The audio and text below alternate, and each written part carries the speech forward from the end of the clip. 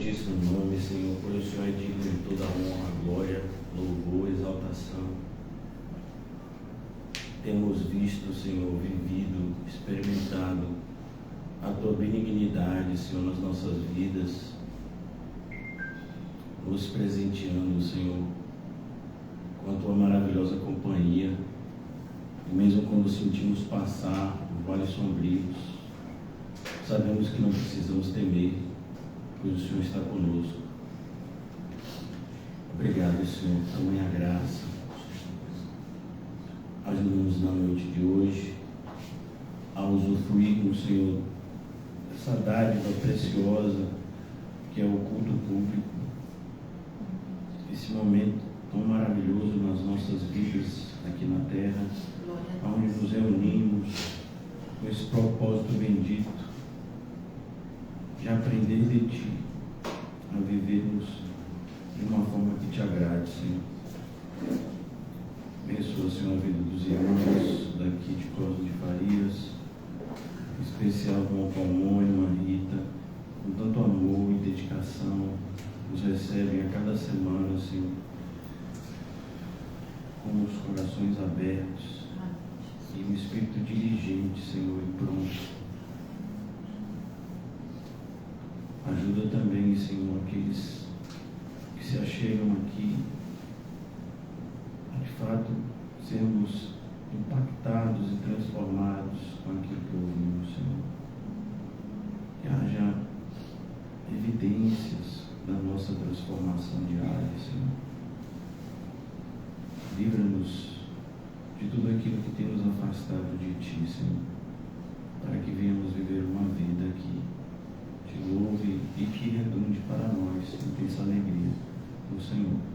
Em nome de Jesus, amém? E graças a Deus. Amém, irmãos? Vamos abrir na carta aos Gálatas. Ontem foi a nossa intenção, mas o propósito do Senhor foi outro. E graças a Deus por isso. Mais do que nunca nós temos visto, né, que nas nossas reuniões nós ouvimos aquilo que o Senhor tem a nos falar e não aquilo que escolhemos ouvir. E o Senhor sempre faz escolhas melhores, infinitamente melhores do que as nossas. Nós paramos no capítulo 2 de Gálatas, não foi isso mesmo? E hoje nós iremos continuar a partir do capítulo 3. E por que nós estamos na carta aos Gálatas, como eu disse aos irmãos? Para que nós possamos entender esse relacionamento tão claro na Bíblia, mas muitas vezes difícil de ser compreendido por alguns, que é o relacionamento entre a lei e a graça, e entre a árvore e o fruto. Tudo isso está aqui na carta aos Gálatas. Nos 2 primeiros capítulos, o apóstolo Paulo, ele usa de uma linguagem muito dura para repreender os irmãos que haviam, de maneira muito triste, abandonado as verdades do Evangelho para voltar a um espírito de religiosidade que o próprio Senhor Jesus vem e nos mostra que não é desse jeito. Nós que estamos estudando também o Sermão do Monte, vimos como Jesus em muitos momentos no Sermão do Monte disse, né? Ouviste o que foi dito, eu porém vos digo. E a carta aos Gálatas, ela é, na verdade, um relembrar do apóstolo Paulo, pois havia um conflito muito grande nos primeiros anos da igreja, porque alguns dos cristãos que vieram do judaísmo, eles tinham um conflito de relacionamento com cristãos não judeus. Então é como, né, esse grupo aqui que está nessas cadeiras não se dava com os outros porque tinham costumes diferentes. Então você vai até aqui no Brasil é fácil de identificar isso, né? Então aqui na nossa cidade a comida várias, né? São as comidas baianas, como chamam, mas sem dúvida a acarajé é uma das mais famosas. Então uma pessoa chega e diz, me dê um acarajé. A baiana pergunta, você quer quente? A pessoa, né? É claro, eu quero acarajé gelada. Aí eles querem bem quente. Meu filho, vai vir pimenta para tudo quanto é lado, a pessoa que não está acostumada vai até passar mal. Aqui a gente tem uma ideia de açaí que é diferente da ideia de açaí de Heleninha e da mamãe dela, irmã de Célia. Açaí para ela já é outra coisa. É até meio parecido com, né? Mais escuro, né?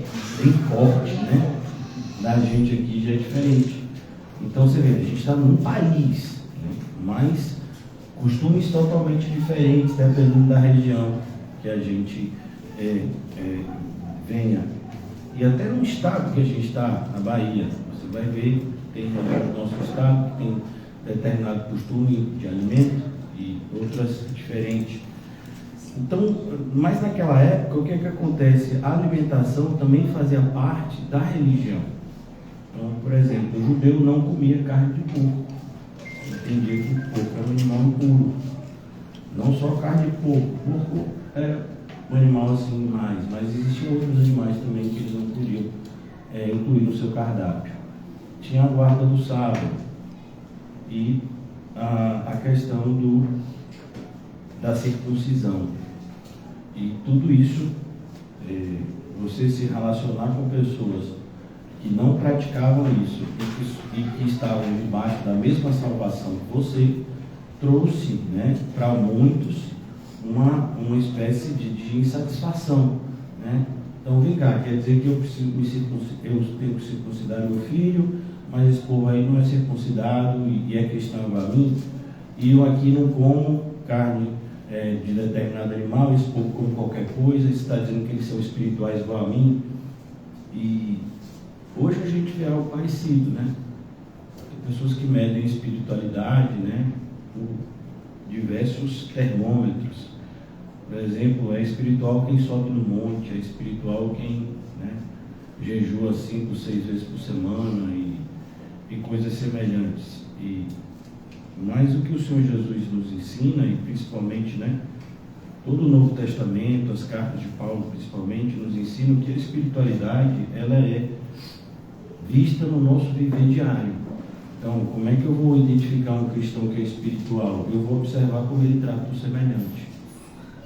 Não só como ele trata as pessoas mais próximas, mas principalmente como ele trata as pessoas que maltratam a ele. Porque o Senhor Jesus, por exemplo, vai dizer que se eu trato bem somente aqueles que lhe tratam bem, eu sou igual ao ímpio. Então, se pega uma pessoa que é incrédula, aqui em Cosmo de Farias, não precisa ir longe. E às vezes a pessoa está fazendo, né, de tudo para ter uma casa organizada, ajudar o filho, socorrer um ente querido. E a pessoa não crê em Cristo. Né? E eu creio em Cristo. E aí? Qual a diferença? Então Jesus vai dizer, nós, como filhos de Deus, amamos até os que nos odeiam. E oramos pelos que nos perseguem.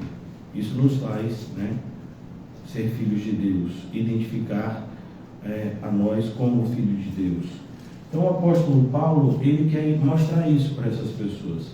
Por isso que é nessa carta que nós ouvimos essa expressão, né, que é muito conhecida do cristianismo, que é o fruto do Espírito. É aqui em Gálatas que a gente vê o fruto do Espírito. Justamente Paulo quer mostrar que é isso que é o fruto da árvore. A árvore que somos nós, a boa árvore que Jesus está falando lá em Mateus 7. Então ela tem que dar esse fruto, que é o fruto do Espírito. Então aqui no capítulo 3, para a gente já ir entrando na carta, que é o nosso intuito hoje, o apóstolo Paulo, como eu disse a vocês, ele não alivia. A gente tem percebido que muitas pessoas se sentem ofendidas pela maneira como a pregação é feita, né? E por que isso? Porque às vezes a pessoa costuma dizer, tá pregando para mim, então tá falando coisas que para me ofender. Mas assim, se é a Bíblia que está sendo ensinada e você está se sentindo ofendido, o seu problema não é com a pessoa que está pregando, o seu problema é com o texto. E mais ainda, é com aquele que inspirou o texto, né? Porque toda a palavra de Deus é inspirada. Então aqui Paulo chama os Gálatas de insensatos. Insensatos, irmãos, é a mesma coisa que você dizer que alguém está maluco. A palavra insensato quer dizer, é a pessoa que não está pensando direito. Como por exemplo, quando Jó fala com a esposa dele, ele diz, você fala como uma louca. Ali a palavra é insensato.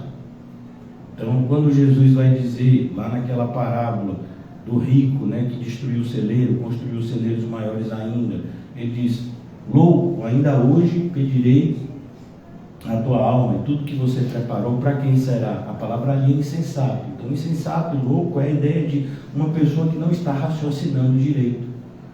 E não raciocinar direito significa não fazer a escolha certa. E não fazer a escolha certa significa que consequências catastróficas, desagradáveis virão. É como uma pessoa que tem diante de si um veneno e um alimento saudável. A pessoa diz, eu acho que esse veneno aqui está com a cara melhor, e toma o veneno, o que vai acontecer? Provavelmente vai ficar muito doente ou até vai morrer. Então, a pessoa que não sabe diferenciar aquilo que é saudável daquilo que é mortal, é isso que é um insensato. Então aqui Paulo está chamando os Gálatas de insensatos. Ele já tinha dito o porquê, né? Eles haviam abandonado o evangelho genuíno que tinha sido pregado em troca de um suposto novo evangelho, né? E que não era evangelho coisa alguma, que era um falso evangelho. Então Paulo diz aqui no capítulo 3 de Gálatas, ó Gálatas insensatos, quem vos fascinou a vós outros, ante cujos olhos foi Jesus Cristo exposto como crucificado? Então Paulo está questionando essas pessoas. A ideia de fascinar é porque os falsos mestres, eles usam de argumentos extremamente atrativos, né? É como quando você vai numa falsa igreja, você sai de lá se sentindo uma pessoa mais abençoada do mundo, porque o papel do falso mestre é dizer que a sua vida vai ser abençoada. Então, você está com problema de dinheiro, você não vai ter 13º esse ano não, vai ser 14º, 5º, 6º, 7º, né? Então você vai receber até o 20º salário esse ano, aleluia, né? Então vai vir tudo de vez, né? E você está com problema pessoal, ou Jesus muda a pessoa ou mata ela, porque ele faz assim. Não tem isso na Bíblia. Pelo contrário, né? O que nós percebemos é que o Senhor não está muito preocupado, nem ocupado em punir o ímpio agora. A punição do ímpio é no inferno. Agora o Senhor está tratando severamente, e é isso que é difícil entender, os seus filhos. É o que a gente chamaria do processo de santificação, que está lá na carta aos Hebreus. Deus corrige aos que Ele ama. Aí a gente poderia se perguntar, quem de nós aqui está vivendo uma vida tão excelente do ponto de vista cristão que não precisa de correção? E se a gente precisa de correção, quando ela vem, por que a gente acha ruim? Se isso é amor. Então, quando eu, como pastor, fico assustado quando você vê pessoas fazendo coisas erradas e tudo dando certo. É uma demonstração de que Deus abandonou. Nada é mais duro do que ser abandonado por Deus. O abandono de Deus, né, é uma demonstração mais severa do seu juízo. Deus, o Senhor não vai fazer nada, aquela pessoa está fazendo tudo de ruim, não vou. Você fala, mas Senhor, o Senhor está sendo conivente com o erro. Não, você não entendeu nada. Essas pessoas são como o gado, quando é separado para virar churrasco. Ele começa a receber um alimento melhor, água melhor, não precisa mais caminhar, vai ficar num espaço menor. Tudo isso para quê? Para engordar. É o boi preparado para o dia da matança. Assim é o ímpio. E o cristão? O cristão não. O cristão está num processo, desde a sua eleição, de santificação. Nós precisamos e devemos ficar parecidos com Cristo, o mais possível parecido com Cristo. E é assim que está acontecendo na nossa vida. Daí a necessidade de estudarmos tanto a palavra de Deus, porque eu preciso conhecer a pessoa que eu devo ser parecida, que eu devo imitar, é Cristo. Então Paulo está falando de Cristo aqui. Quem vos fascinou a vós outros? Ante cujos olhos foi Jesus Cristo exposto como crucificado. Então Paulo está dizendo, vem cá, porque vocês estão dando atenção a essa falsa religiosidade de querer trazer de volta um judaísmo totalmente equivocado aos olhos de Deus, sendo que vocês já aprenderam que é por meio de Cristo crucificado que nós somos salvos. Então Paulo fala isso também aos Coríntios. Eu quero lembrar-vos mais uma vez do Evangelho que vos anunciei, 1 Coríntios 15. Jesus Cristo morreu pelos nossos pecados, segundo as Escrituras, e ressuscitou ao terceiro dia, segundo as Escrituras. Então isso é o Evangelho. E Paulo está dizendo, eu não posso aumentar, eu não posso tirar isso e nem colocar nada no lugar. Não tem como eu tornar o Evangelho mais bonito. Não, ele é lindo, ele é perfeito. Então não tem como você melhorar algo que é perfeito. Então no versículo 2 ele diz, quero apenas saber isto de vós: recebestes o Espírito pelas obras da lei ou pela pregação da fé? E não é o que está escrito em Coríntios também? Perceba como a dificuldade das igrejas era muito parecida, né? Como a nossa dificuldade. Então Paulo escreve aos Coríntios, falando justamente, aprove a Deus salvar o mundo pela loucura da pregação. Aqui ele está dizendo, não é pelas obras da lei que a gente é salvo como cristão, a gente é salvo pela pregação da fé. Então, pregação da fé no sentido de que a pessoa que prega tem fé para pregar para a gente, e a gente tem fé para acreditar naquilo que a gente está ouvindo. Então, pregação da fé. E obras da lei. As obras da lei aqui, irmãos, Paulo não está falando das boas obras que são evidência de salvação. Paulo está falando da lei cerimonial judaica, né? Seu filho nasceu, tem que trazer ele para purificar. Você, mulher, está naqueles dias, passado aqueles dias, tem que se purificar. Quando você for comer, tem que lavar as mãos desse jeito. Quando você for comprar carne, tem que saber como o animal foi morto. Porque não é qualquer tipo de animal, não é nem só qualquer tipo de animal, não é qualquer morte de animal que você pode comer o animal. Como era que o animal do judeu, para que ele pudesse comer, tinha que tirar todo o sangue. Os judeus entendiam que não se podia comer sangue. Então faziam um corte na jugular do animal, de maneira que o sangue fosse todo tirado, para depois cortar o animal e servi-lo, né, como alimento, né, cozinhar e servi-lo como alimento.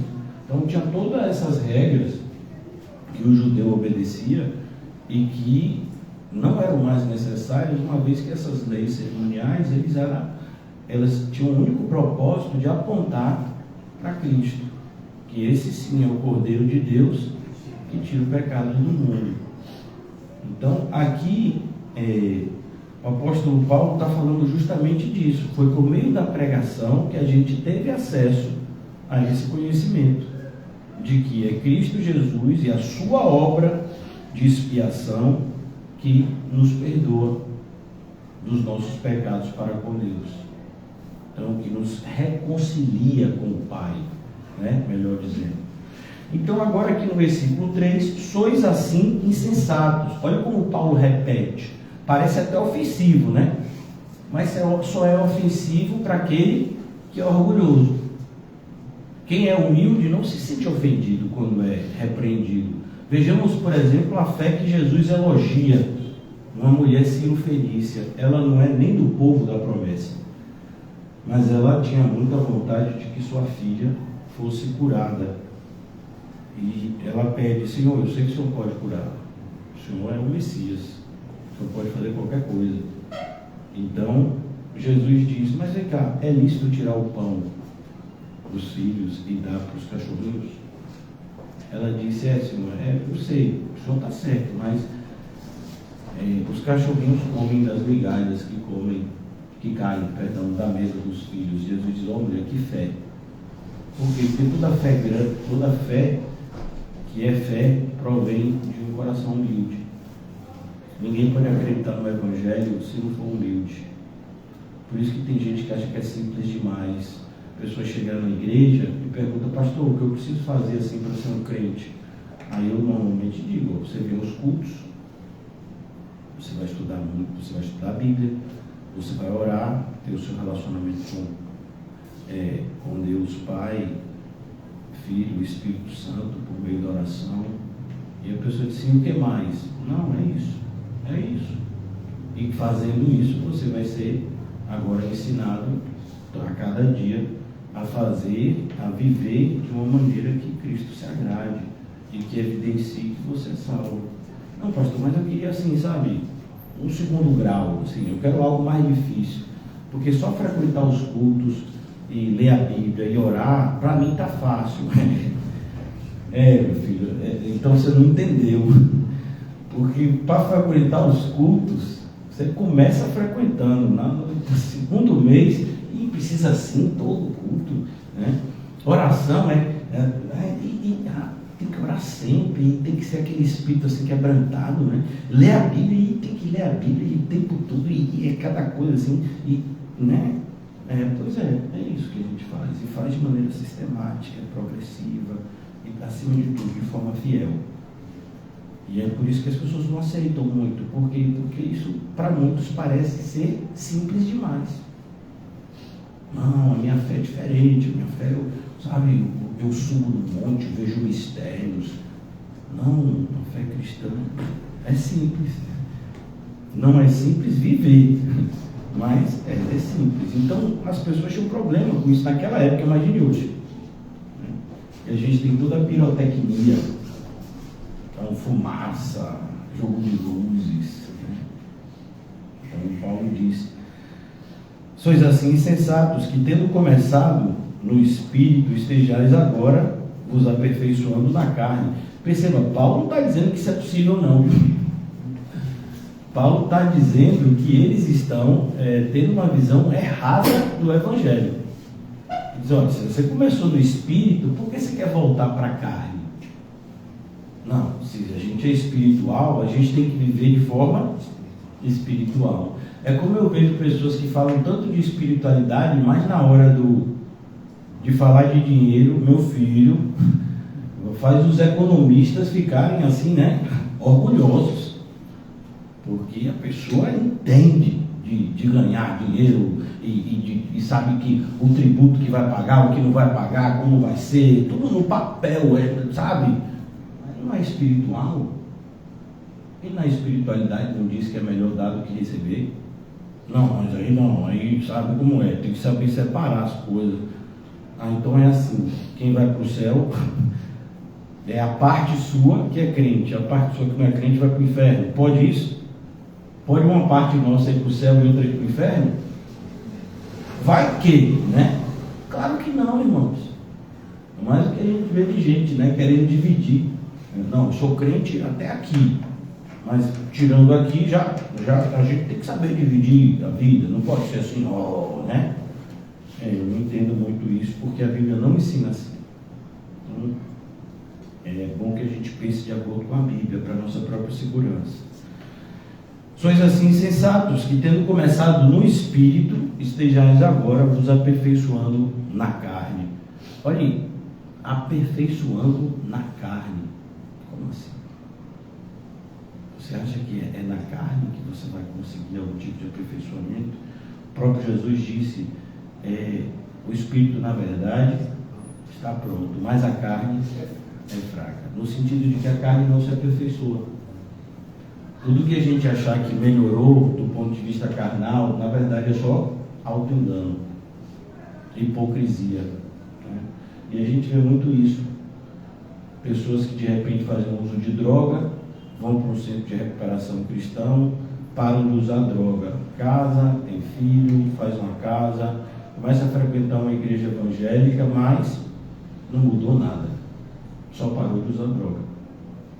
Continua egoísta, continua, né, maldizente, continua sem nenhum tipo de relacionamento fiel com Cristo, mas tem a aparência de que a vida foi mudada. Por quê? Porque não usa mais droga. A gente vê muito isso, irmãos, né? Não usa mais, eu agora estou nos caminhos do Senhor.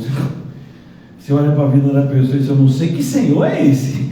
Porque o Senhor Jesus não é, né? Ele não aprova esse tipo de comportamento. Então, isso é aperfeiçoar na carne. É quando a pessoa acredita que porque deixou de fazer uma coisinha ou outra, agora, né, foi aperfeiçoado. Não no espírito. Diga-me, irmão. Eu não consigo entender o 2. O 2, vamos lá. Quero apenas saber isto de vós: recebeste o Espírito pelas obras da lei ou pela pregação da fé? As obras da lei, como eu disse a você, era essa questão da circuncisão, principalmente, né? O não comer carne de porco, o guardar o sábado, esses 3 elementos assim mais evidentes. Então as pessoas acreditavam que para que você fosse um cristão verdadeiro, você teria que se tornar um judeu, para depois se tornar cristão. Então assim, você é cristão da Galácia, mas você nunca foi ensinado no judaísmo. Então, sabe como é, né? Sabe que Jesus era judeu, então você tem que respeitar isso, isso e isso. Então, é isso que é as obras da lei. E Paulo está dizendo: não é por isso. A gente foi salvo pela pregação da fé. Então, você crê que Jesus morreu pelos seus pecados? Creio. Não preciso circuncidar, não, Paulo? Não, você não é judeu, né? Então ele diz aqui: se sois assim sensatos, versículo 3, tendo começado no Espírito, estejais agora vos aperfeiçoando na carne. Por quê? Porque um grupo chegou lá e conseguiu perverter. Teve gente lá na Galácia que não era judeu, mas foi tão assim insistentemente, como eu vou dizer, seduzido, que se circuncidou, achando que se circuncidando se tornaria um cristão melhor. Não é porque eu sou cristão, eu creio que Cristo morreu pelos meus pecados, mas eu nunca me circuncidei, nem parei de comer determinado tipo de alimento e nem guardo o sábado. Mas o pessoal está dizendo que tem que fazer isso para poder ser um cristão de verdade. E teve gente que aceitou isso, que foi seduzido por isso, né? Por isso que Paulo está revoltado, porque Paulo está dizendo que isso significa cair da graça. Ele vai falar isso mais adiante. Então, versículo 4: terá sido em vão que tantas coisas sofrestes? Por que a gente está falando isso? Vamos aqui rapidamente voltar ao livro de Atos, que é o livro que a gente está estudando, né? A gente está num parêntese em Atos. Que parêntese grande, né? Então, Atos capítulo 13 e 14 narra justamente a viagem de Paulo nessa região que a gente chamaria de Galácia, né? Essa região da Galácia.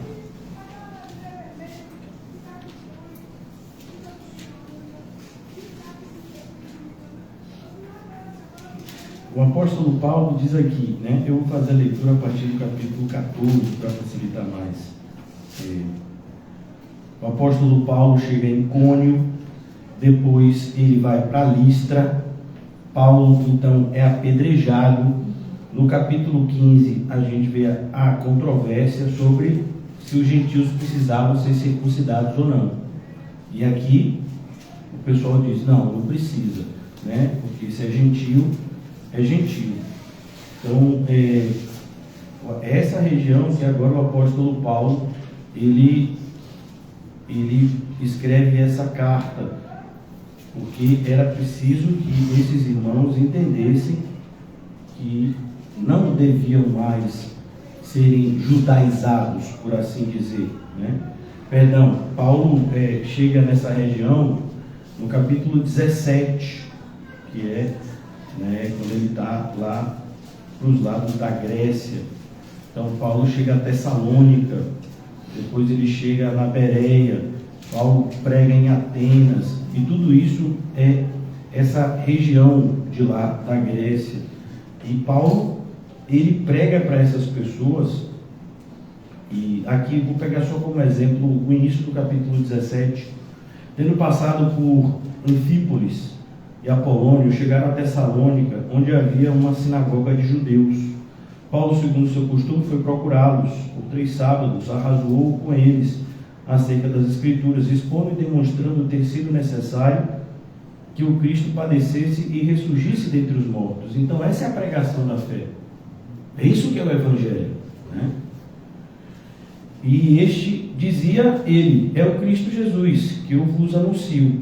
Alguns deles foram persuadidos e unidos a Paulo e Silas, bem como numerosa multidão de gregos piedosos. Está vendo? Então, justamente esses gregos piedosos eram pessoas que não eram judeus. Eles não tinham os mesmos costumes. E muitas distintas mulheres. Distintas mulheres eram mulheres de alta posição social, inclusive. Os judeus, porém, movidos de inveja, está vendo? Então, o que movia as pessoas na Galácia a falar mal de Paulo e do evangelho dele? Inveja. Então, quando Paulo saía, voltando agora para Gálatas, quando Paulo saía, normalmente esses grupos adentravam na igreja e começavam a desdizer o que Paulo disse, né?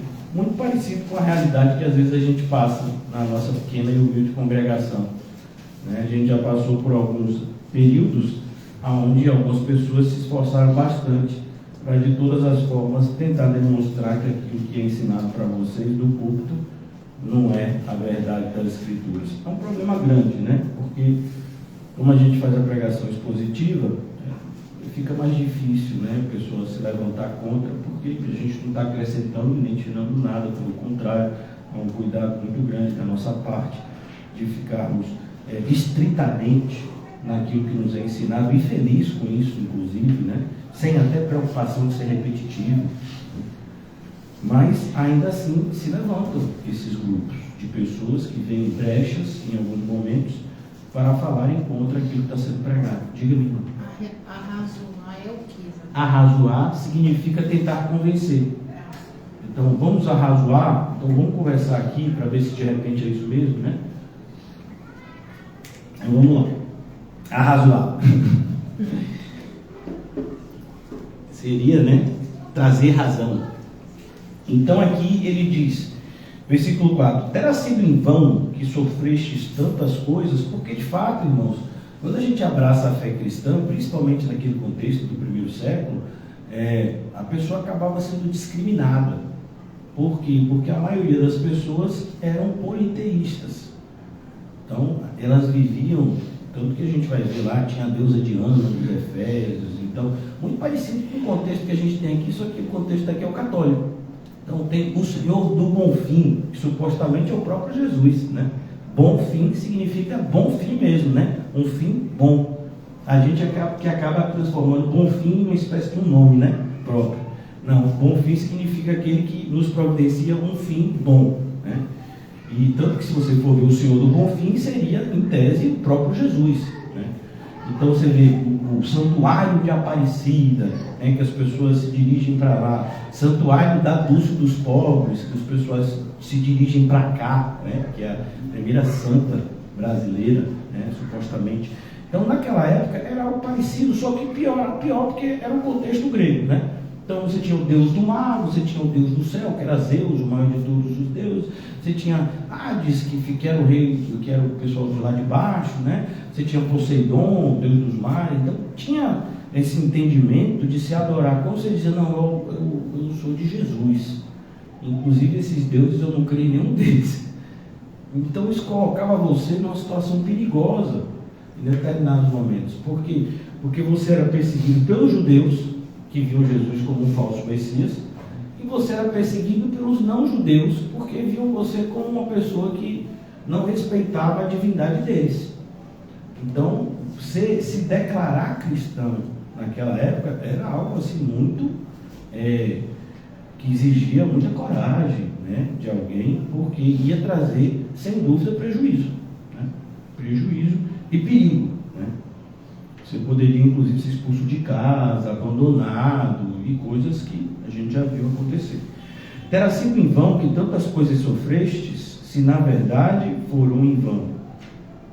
E Paulo diz, se na verdade foram em vão, é no sentido de, se você voltou atrás, então foi em vão. É como, por exemplo, irmãos, a gente tem falado bastante sobre isso, né? E como eu disse a vocês, não me preocupo de ser repetitivo e nem de ofender a A e B, porque Deus sabe que nosso intuito aqui não é ofender, mas é trazer arrependimento e santificação. Então, quando uma pessoa, né, do nosso meio viveu aparentemente firme na fé durante alguns anos e de repente retrocede, você vai dizer o que disso? Qual seria a sua visão diante disso? Que a pessoa está desviada? Não. Fica cada vez mais claro que a pessoa nunca teve enviada. Porque é assim, quem tem o Espírito Santo, como um exemplo para ficar claro, né? Minha preocupação é que vocês entendam o que a Bíblia ensina. Então, nós somos pessoas que respiramos oxigênio, sim ou não? A pandemia nos mostrou isso, né?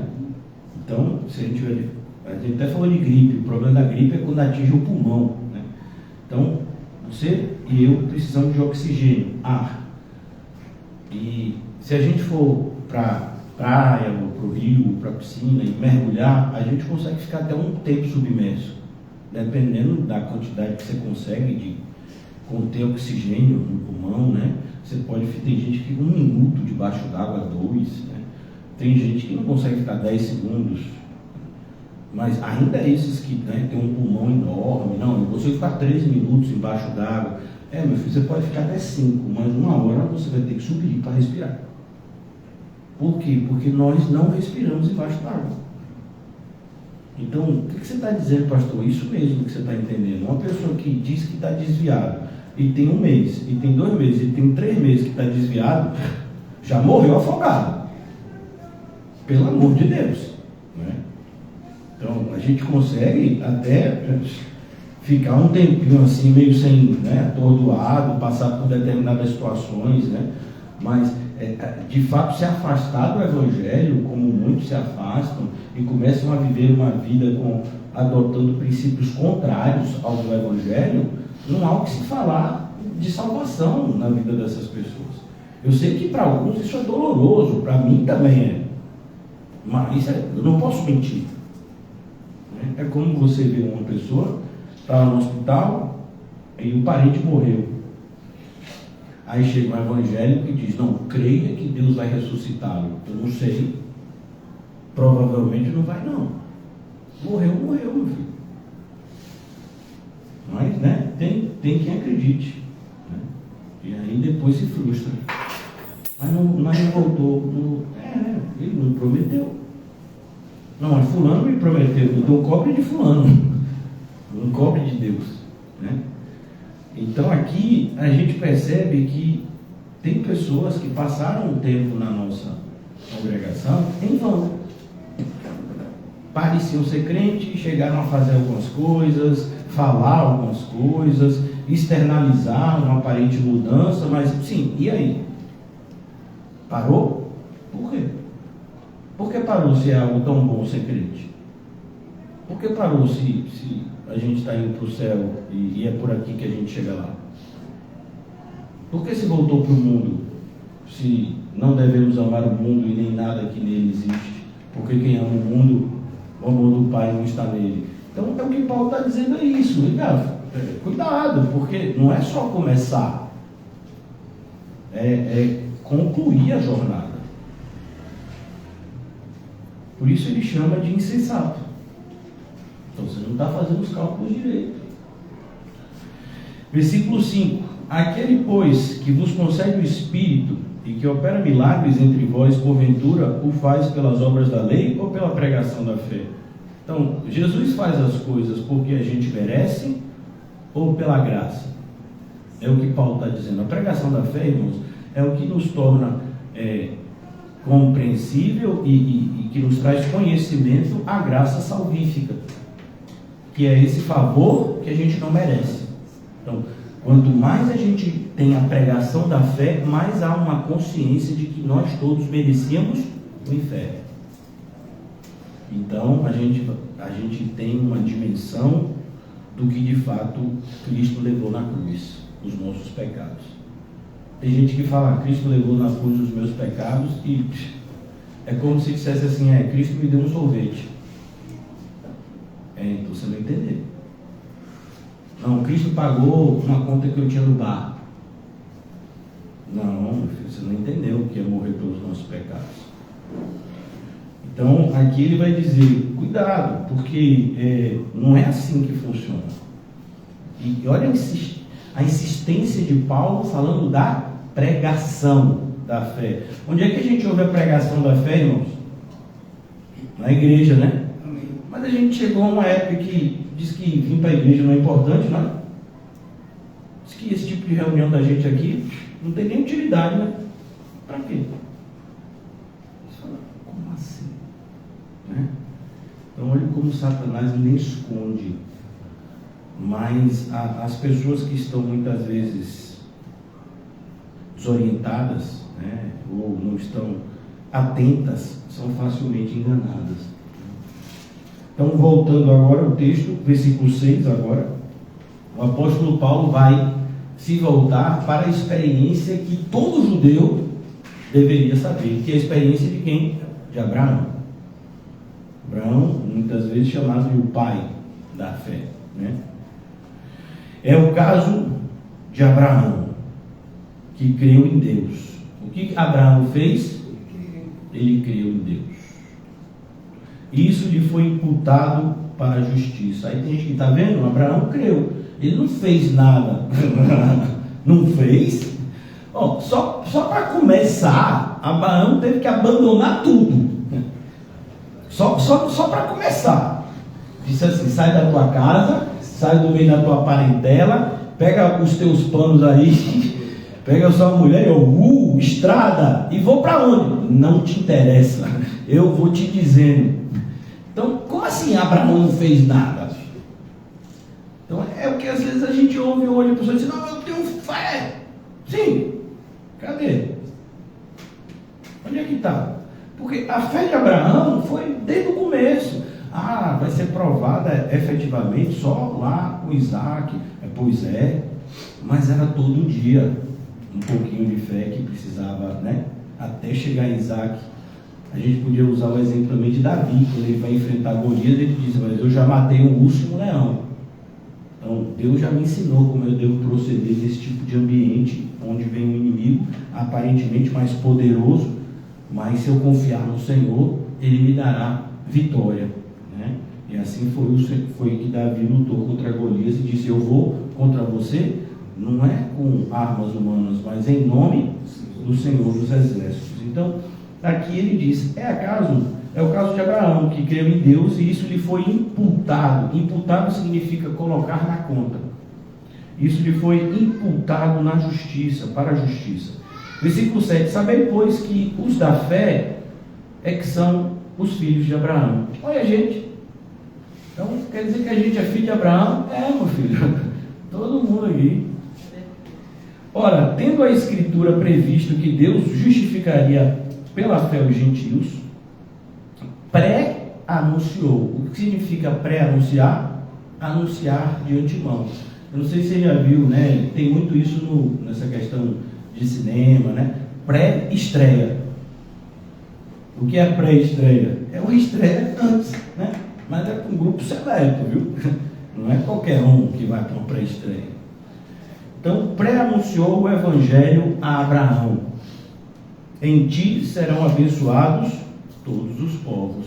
E ele está falando isso para uma pessoa que não tinha nem filho. Só todos os povos vão ser abençoados, né, na sua descendência. Mas ele não estava falando de Abraão, mas estava falando de Cristo, que vem da descendência de Abraão. Tanto que você vê a genealogia de Mateus, né, vai mostrando até Abraão, Jesus, né? E vai dizer mais, todos Todos quantos, pois, são das obras da lei, estão debaixo de maldição. Porque está escrito: maldito todo aquele que não permanece em todas as coisas escritas no livro da lei para praticá-las. Percebeu? Aquele que diz que merece ser salvo, tudo que ele está dizendo é: sou condenado. É como uma vez um pastor disse que ele não costuma fazer isso, mas ele parou uma oração de uma pessoa que estava orando em voz alta, e a pessoa dizia: Senhor, me dá somente aquilo que eu mereço, e repetia isso, né?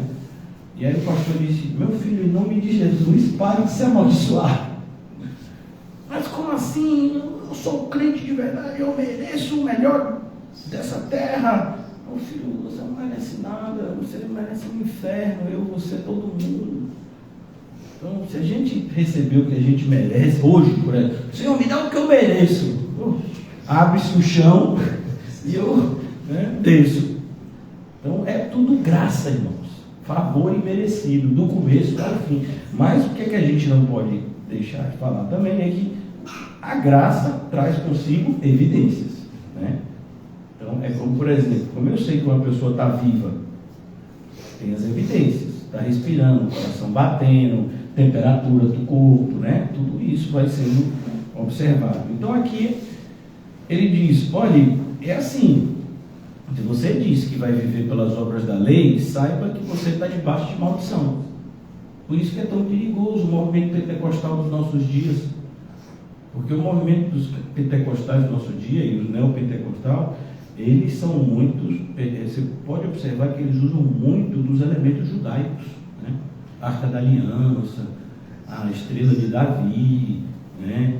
Tem gente que faz com que o povo se vista de levita, né? E passear de maneira profética com a arca pelo templo. O templo de Salomão, tem o templo de Salomão, né? Uma determinada denominação.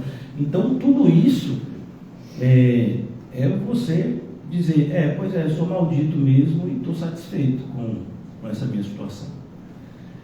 Versículo 11: e é evidente que pela lei ninguém é justificado diante de Deus, porque o justo viverá pela fé. Quem já leu O Peregrino, quem já leu mais de 10 vezes, né? Quem já viu o filme umas 100 vezes, o desenho umas 500 vezes, sabe que logo no comecinho aparece essa reprovação a cristão, quando ele vai e segue o conselho de sabedoria segundo o mundo, que manda ele ir para a cidade lá da civilidade, moralidade, né? E ele se encontra com o quê? O Monte Sião pegando fogo. E a ida de evangelista diz isso: cara, você fez isso porque o justo viverá pela fé. Não é pelas obras. Pelas obras da lei ninguém se salva. Não ache que porque você se tornou uma pessoa mais correta, porque moralidade e civilidade é isso, né? Não, vou falar mais baixo, vou agora fazer assim. Tudo isso é bom quando vem de uma transformação em Cristo. Mas fazer essas coisas no sentido de que elas nos justificam significa negar o sacrifício de Cristo na cruz. E nada é mais aterrorizante do que isso, né? Dizer que o Filho de Deus morreu em vão. Não precisava que ele viesse, eu mesmo poderia me salvar por meio de práticas mais corretas, por assim dizer. Então, aqui no versículo 12, ora, Paulo está pregando para essas pessoas coisas que elas deveriam saber. A lei não procede de fé. Como assim a lei não procede de fé, irmãos? A ideia de que a lei não procede de fé é no sentido de que a lei, ela demonstra o padrão de Deus. E você constatar o padrão de Deus não necessariamente significa que você é salvo. Como assim, pastor? Vou dar um exemplo bem claro. O rei Saul. O rei Saul sabia as coisas que deveria fazer, mas ele fazia? Então, entre você saber o que deve fazer e fazer, tem uma diferença muito grande. Entre você dizer: eu sou muito agradecido, eu sou muito, eternamente grato por Jesus ter morrido pelos meus pecados. Aí você olha para a vida da pessoa, e fica: cadê essa gratidão? E a pessoa vive o dia todo como se Jesus nem existisse. como ele está agradecido, eternamente grato por tudo que Jesus fez por mim? Claro que não está. Então, ele diz aqui, é nesse sentido que a lei não procede de fé. Ou seja, você não precisa de fé para saber. Como, por exemplo, eu preciso de fé para saber que se eu largar o meu celular ele vai cair. Mas isso se chama lei da gravidade. Por que lei? Porque sempre vai acontecer. Então, se você vê alguma coisa flutuando, você se assusta logo. É poltergeist, né? É alguma manifestação maligna. Né? Por quê? Porque as coisas não flutuam. Existe uma força que puxa para o centro da Terra, né? Que a gente chama de gravidade. Então, isso é lei. Então, você não precisa de fé para aquilo que você pode constatar.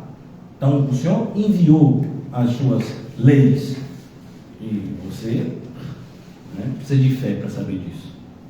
Você precisa de fé para acreditar em Deus. É como está escrito na carta aos Hebreus. Você precisa saber que Deus existe e que é galardoador de todos aqueles que o buscam. Um exemplo para a gente entender, na própria história do povo de Israel, quando Moisés foi receber as primeiras tábuas, porque as primeiras tábuas foram quebradas, né? E por que foram quebradas? Porque o povo que ia recebê-las estava fazendo o quê? Adorando um bezerro de ouro e chamando o bezerro de ouro de Senhor. Então, a lei é nesse sentido. A lei não procede de fé. A lei é só para constatar que nós somos pecadores. Então, por exemplo, o irmão falou ali que fez um raio-x para saber como está o pulmão. O raio-x cura ele? Não, o raio-x é só para constatar se o pulmão está o quê? Bom ou ruim.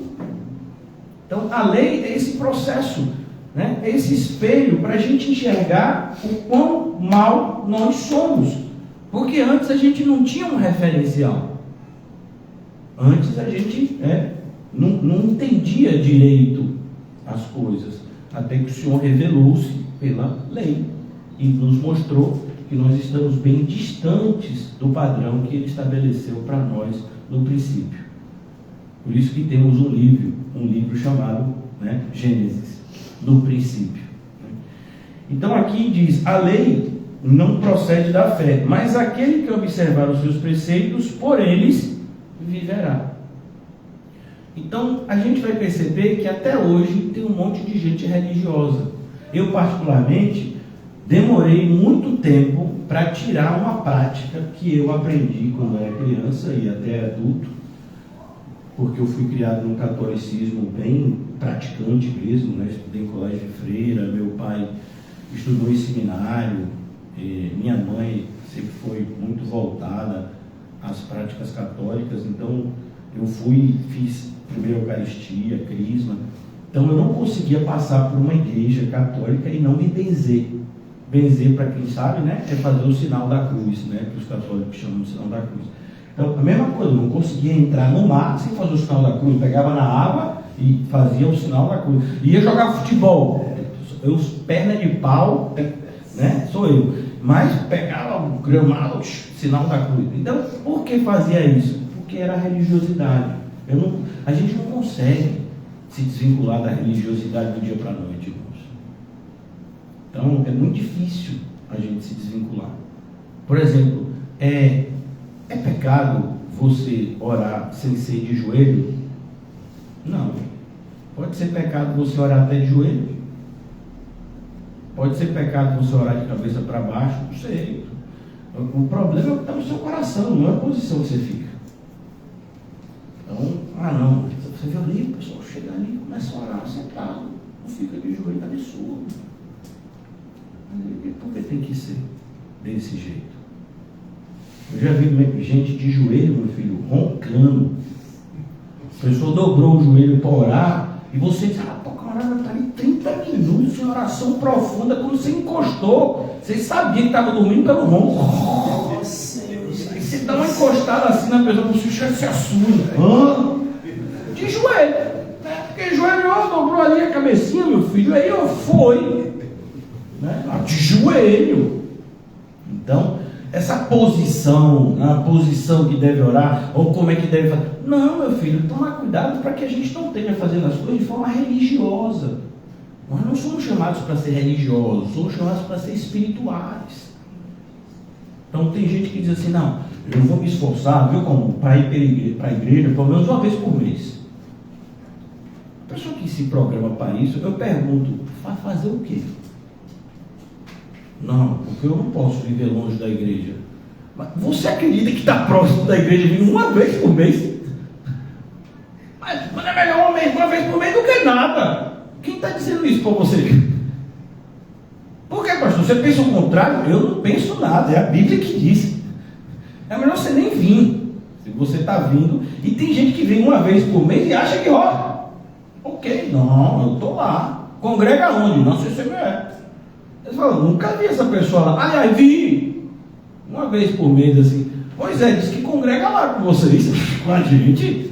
Como assim, né? Então, quando a pessoa procede, é isso que ele está dizendo. A pessoa que acredita que é justificada por um comportamento A ou B, como por exemplo, tem gente que diz assim, não, minha vida financeira, Deus vai tomar conta porque eu sou dizimista. Meu filho, aqui você nunca vai aprender isso. Aqui o dízimo é privilégio. E a probabilidade de Deus estreitar quando você dizimar é grande, que é para saber que estamos juntos mesmo. Por quê? Porque para Deus, e a gente já viu, é mais difícil você dizimar de R$10 do que você dizimar de 10 mil. Então, o que você dizima de R$10 é R$1. R$1 é muito diferente, faz muita falta para quem só tem 10. Mas uma pessoa que ganha 10 mil e dizima 1.000, por exemplo, sobrou quanto? 9 mil. 9 mil dá para alguma coisa, não dá não, irmão? O irmão Paulo já fez os cálculos ali. Ele disse 9 mil em pães. Em pães, dá uma quantidade assim que pelo ano inteiro eu não vou me preocupar com pão. Até que eu me visitando, está tudo pago por um ano, né? Então a pessoa vai chegar na padaria e vai dizer, olha, 9 mil aqui é só para o irmão Paulo chegar aqui e ter pão para ele, viu? Então, mas uma pessoa que chega e tem R$10. R$10. Quanto é a passagem de ônibus? 5,20, né? A pessoa tem 10. Vamos imaginar que a pessoa tem 10,40. Aí a pessoa dizimou. E agora? Agora ela vai, mas voltar? Vai voltar de pé. Fez diferença? Não sei, diga você. E a pessoa que dizimou de 10 mil? Fez diferença? Não tanto. Por isso que a que deu mais foi aquela que deu 2 moedinhas. Porque ela não deu só o dízimo, ela deu tudo que tinha. E Jesus viu, né? Isso que é maravilhoso. Isso é fé. É diferente das obras da lei. Que quem pratica as obras da lei, ele tem uma falsa sensação de que ele está com crédito com Deus. Eu ouvi muito, né, antes de virar crente, um falso pastor que hoje é deputado federal, chamado Marcos Feliciano. E nessa época ele vendia DVD, e eu comprei. E ele começava os DVD dele assim, né? Se eu ainda tenho crédito no céu, Senhor, envia anjos para... Eu achava aquilo o máximo, né? Encantava com aquilo. E ninguém me ensinava que aquilo tudo estava errado, né? Pelo contrário, o pessoal dizia, vai por aí que dá certo, viu? E ele dizia, se eu ainda tenho crédito no céu. Quando eu vi que ninguém tem crédito no céu, eu digo, esse homem é louco. E está mandando um monte de gente para o inferno. Está fazendo isso até hoje. Então, crédito no céu. Quem tem crédito no céu? Mas como a pessoa chega a essa constatação? Por causa da lei. Sabe? Eu obedeço 3, 4, 5 princípios que eu determinei que é isso que é ser cristão. Então, no meu padrão, eu sou nota 10. Mas o seu padrão não é o que vai te julgar naquele dia. O que julga a gente naquele dia é o padrão de Deus. É por isso que pelas obras da lei ninguém é justificado. Você obedece 5, 6 princípios, tudo bem, mas você tem um que você não obedece, é como se não tivesse obedecido nenhum. Mas eu só falhei uma vez. Pois é só uma vez que é o suficiente para você ser condenado para sempre. Você imagina no meu caso, 44 anos. Você imagina que eu tenho 44 anos e que em 44 anos eu pequei apenas 2 vezes. Né? Imagine, é claro que não, a gente 2 vezes por hora, né? Em pensamento principalmente. Então, e 2 vezes por hora é o crente mesmo, viu? Então, a pessoa 2 vezes em 44 anos, inferno, não precisava nem 2, uma só. Mas a gente tem aquela falsa ideia de que não é assim, ó. Tem assim uma vida, se eu obedecer 3, 4, 5 princípios, aí ó, super crente. É comum essa questão do dízimo em algumas igrejas, né? Se a pessoa é dizimista, meu filho, pode matar, pode fazer coisas assim abomináveis, mas dizimista fiel é céu, meu filho. Você tem dúvida? E se der mais dinheiro ainda? Aí o pastor disse, né? É praticamente santificado. Vira o Dulce dos evangélicos. Ó, fulano é Dulce aqui, ó. Cuidado. Então, ora, a lei não procede da fé, mas aquele que observar os seus preceitos, por ele viverá. E é isso que a gente percebe, principalmente nas igrejas pentecostais e neopentecostais.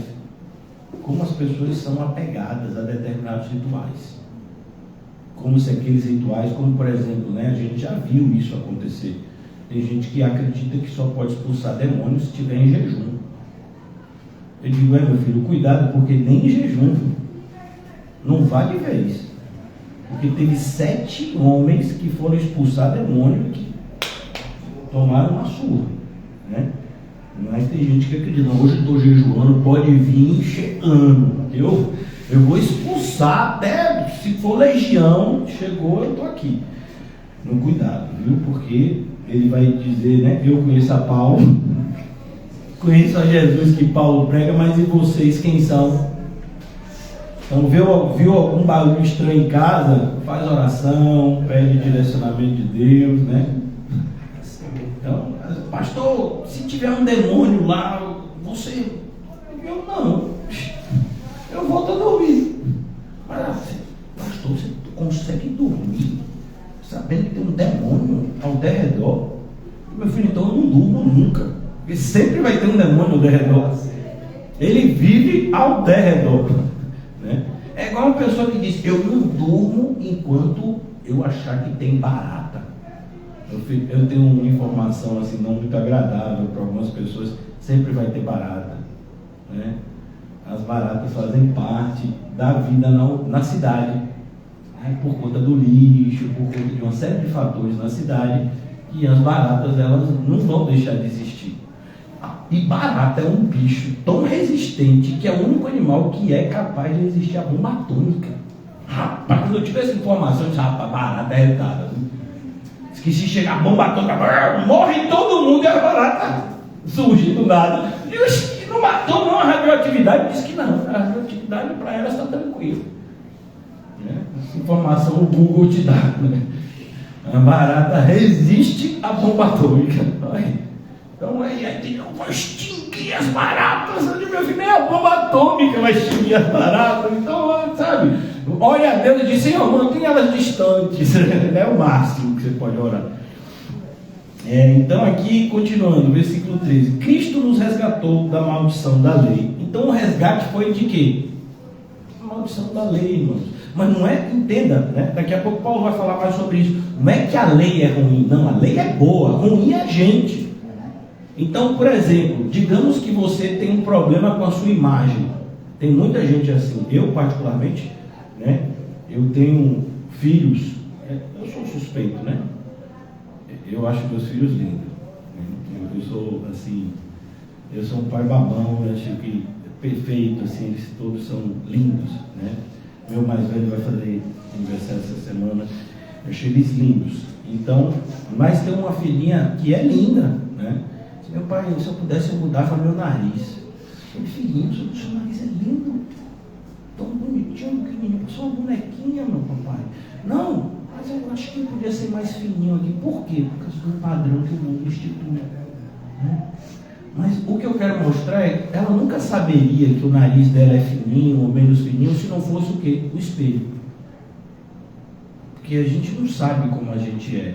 Por exemplo, eu estou vendo Helena, mas Helena não está vendo Helena. Helena está me vendo. Como é que a Helena vai ver Helena? No espelho. Então, quando a gente tem problema com o espelho, não é com o espelho, é com a gente que está o problema, né? Porque o espelho não está fazendo nada. Esse espelho me engorda. Sabe? É igual quando a gente sobe na balança, a balança está quebrada. Eu não estou com esse peso. Como não está, meu? Aí você vai para 3, 4 balanças. É a conspiração das balanças. Mas esse espelho engorda, né? Aí chega uma pessoa, fica do seu lado e está normal. Mas só me engorda. Então eu acho que o problema não está no espelho, não, está comigo, né? Então a lei, ela mostra isso, que a gente muitas vezes não quer ver a nossa imagem real, porque a gente tem aquela pessoa que a gente pensa que a gente é, e tem aquela pessoa que a gente é de verdade. E no cristianismo, essas pessoas, elas têm que estarem juntas. Por quê? Porque eu tenho que saber quem eu sou de verdade. É aí que a gente está falando das evidências do auto-engano. Porque tem gente que escolhe se enganar. Então, de fato, tem espelhos e tem até, né? Por exemplo, câmera. Se você tirar aqui, eu acho que a Leninha sabe até, é a que mais sabe disso. Ela é muito expert nessa área. Então, qual é o ângulo melhor? Depende. Se você é magro e quer que você seja visto como alguém forte, então tira a foto de baixo para cima. Mas se você está um pouquinho acima do peso e quer aparentar ser um pouquinho mais magro, então tira a foto de cima para baixo, porque aí, então, sabe, as pessoas já têm esse tipo de informação. Mas o fato de você tirar uma foto de cima para baixo, de baixo, não muda quem você é.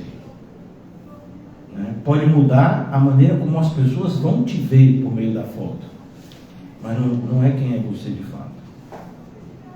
Tem uma pessoa, um parente próximo, que muitas vezes quando a gente entra em elevadores, né, aí ele olha para mim e diz: eu não estou reconhecendo essa pessoa no espelho. Porque às vezes a gente vai envelhecendo, só que a gente não percebe que a nossa aparência vai mudando nesse processo. Então, não estou reconhecendo. E o cristão é esse que se reconhece. E quem nos faz nos reconhecer? A lei. Sabe, você diz que não é invejoso, mas é. Você diz que não é iracundo, mas é. Você diz que não é avarento, poxa, é o que mais a gente é. E quem é que mostra essas coisas? A lei. Então aqui ele diz: Cristo nos resgatou da maldição da lei, fazendo-se Ele próprio maldição em nosso lugar. Então Cristo não se tornou pecador, Ele se tornou o próprio pecado daqueles que Ele salvou. Porque está escrito: maldito todo aquele que for pendurado no madeiro. Então é maldito aquele que for crucificado. E você sabe que essa profecia, irmãos, ela vem lá no livro, no Antigo Testamento, em Deuteronômio, e nessa época nem existia a crucificação, porque a crucificação é uma pena de morte romana. O Império Romano só vai surgir já perto do 1º século, né? E aí você vai dizer: meu Deus do céu, como assim? Mas já sabia. Deus já sabia como Cristo morreria para justificar os eleitos. Versículo 14: para que a bênção de Abraão, com Abraão de novo, a bênção de Abraão chegasse aos gentios. Aos gentios, quem são os gentios? Eu e você. Todo mundo que não é judeu é gentio. Em Jesus Cristo, a fim de que recebêssemos pela fé o Espírito prometido. Não é o que Pedro diz no sermão de Pentecostes?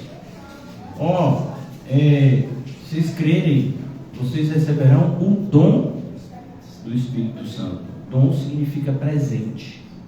A gente que tem uma ideia meio, esotérica de dom. Não, dom é presente. Continuando, irmãos, eu já vou concluir, até porque meia-noite é logo ali, né? Então, irmãos, eu falo como homem. Irmãos, falo como homem. É bonito isso, né? Porque Paulo não se coloca como os falsos mestres fazem até hoje, né?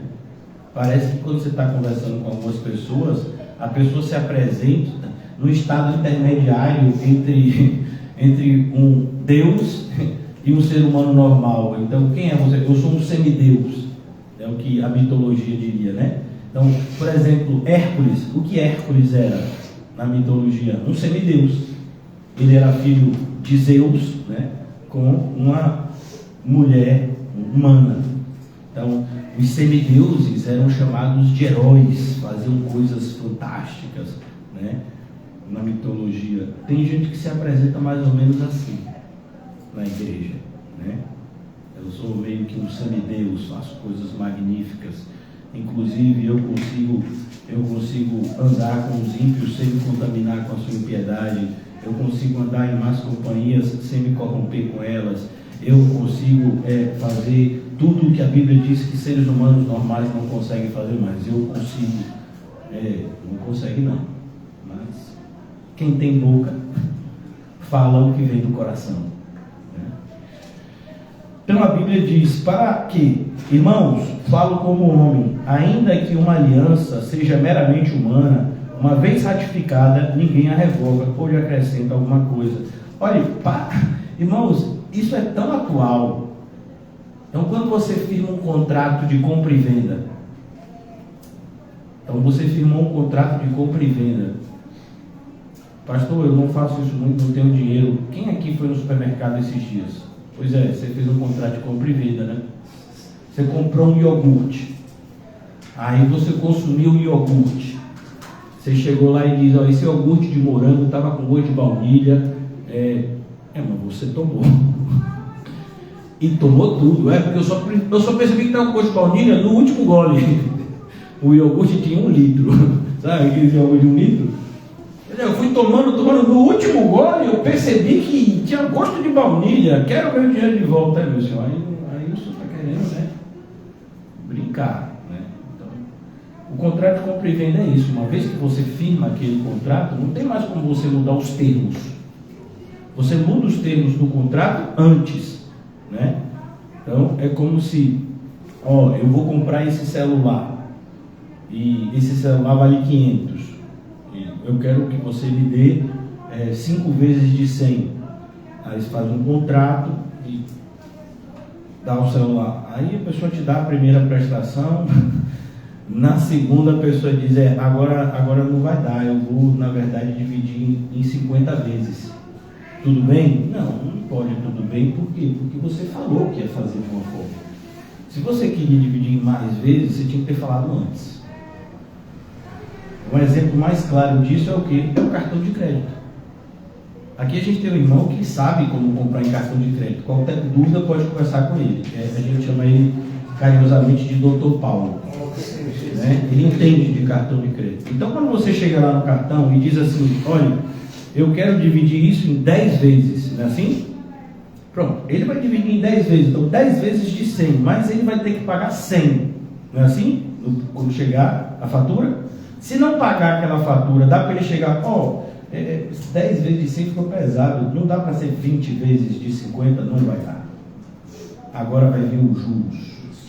E depois dos juros ainda tem a multa. E aí aquele negócio fica complicado. Por quê? Porque depois que você assinou o contrato, não tem como você mudar os termos. Então, para a gente, hoje em dia, que a gente já tem a questão do direito, né, fica ainda mais claro o que está sendo dito aqui.